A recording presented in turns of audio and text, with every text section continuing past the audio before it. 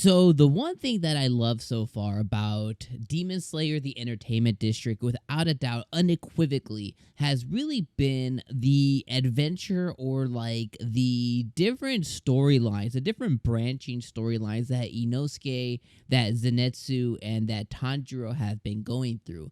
They both have each kind of like been spies in three different houses in the entertainment district to try and pinpoint a certain demon or demons that have been causing like a lot of different girls in the entertainment district to disappear, including Tengen's three wives that he is obviously extremely concerned about.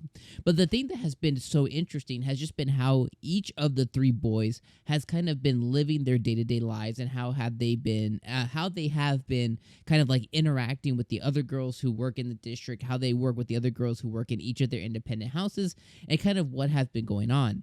Now, with ending last week's episode, we got left off on Zenitsu getting yeeted away, and we still didn't get any real closure on exactly what ended up happening there. But we know that he must be like in some kind of like torture chamber, in some kind of dungeon, or in some kind of like similar panic mode, or some similar room to where Zenitsu's to where Tengen's other wife is. That must be where Zenitsu is.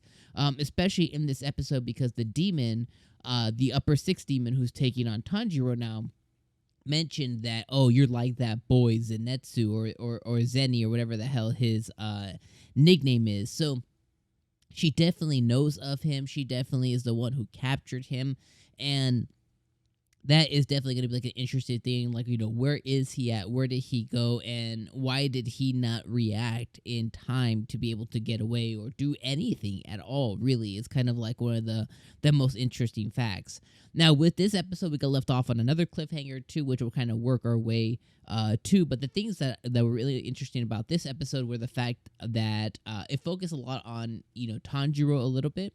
But we really got, Tanjiro in his house, Tanjiro being dismissed of his house after the conversation that he has with Inosuke about Inosuke thinking that there's a demon in his house, and Tanjiro kind of finally starting to put like two and two together, that there must be some kind of pathway that the demons kind of go, that is a way for them to kind of like be able to travel between different houses, and that's kind of why they're being able to abduct stuff, because he's really confused as to why there's no evidence, why there's no blood, why there's no trail for him to follow with these events that have been taking place. It's like these girls just up and disappear, which we finally, we finally figured out why that is at the end of the episode, or at least he finally figured out why that is towards the end of the episode. But he ends up, saying, okay, I'm gonna leave my house. I'm gonna go focus with Inosuke. I'm gonna go try and like figure out exactly everything that's going on. So he goes to talk to the Oiran, or the top lady at his house, saying, hey, thank you. And she was like, well, why are you dressed like that? And he's like, oh, I'm actually a man. I'm sorry. And she, I love the moment that he shared with her too, because she was like, oh, I already knew that. I knew you must have had your own reasons for, for acting and doing those things. But I already knew you were a man, or you were a boy. And you can see Tanjiro immediately, like, he feels dissed. He feels like all the work he put in was for nothing. If this lady had caught on that quick to him, it was just funny how she just like broke him emotionally just by that one statement, because he was just thinking about all this effort and all this work that he had been putting in to try and keep himself secret, keep himself being a lady, and it was all for nothing, because she was totally onto him like the whole time, which I thought was just absolutely freaking hilarious.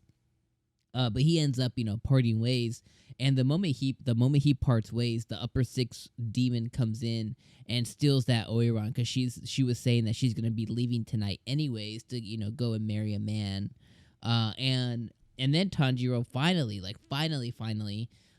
which she basically like immediately comes in as soon as Tanjiro leaves, but Tanjiro finally, obviously he finally catches on to her scent. And then we kind of catch up now to where like the end of the episode was. Now there was some stuff in between, right? There was a Inosuke getting fired up, a Inosuke coming across the muscled rats that Tengen has.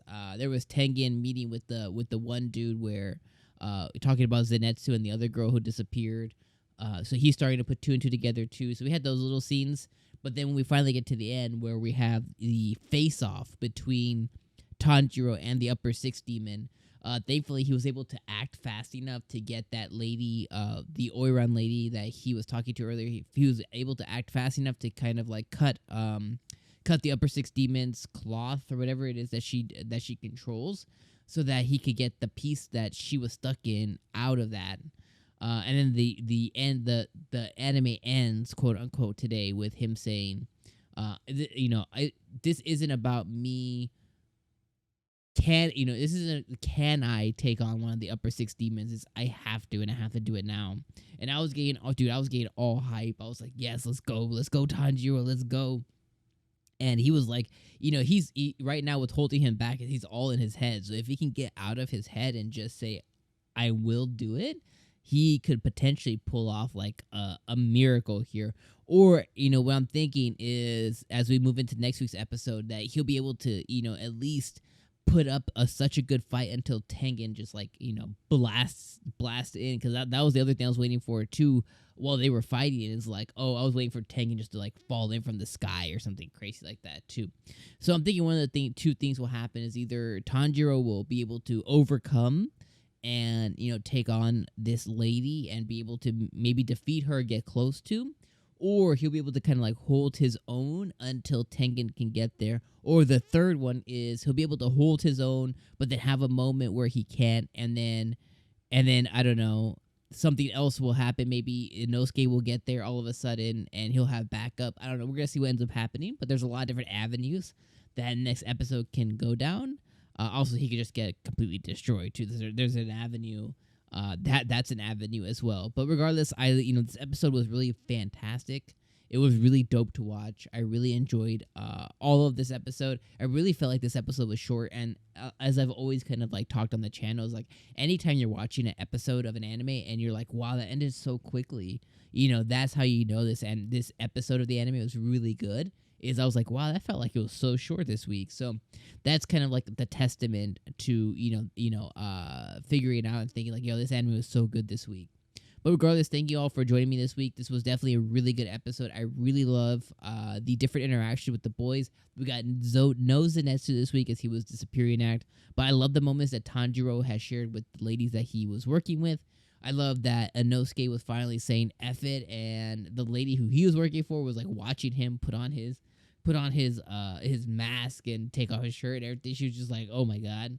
And then obviously we get to see how much Tengen cares for the wives that he has. So all of those things kind of mesh together to make a really good episode. So I look forward to next week. Make sure you guys join me back again next week for the next episode number 5 of the Entertainment District. But I appreciate you guys being here, and I'll see you guys next week.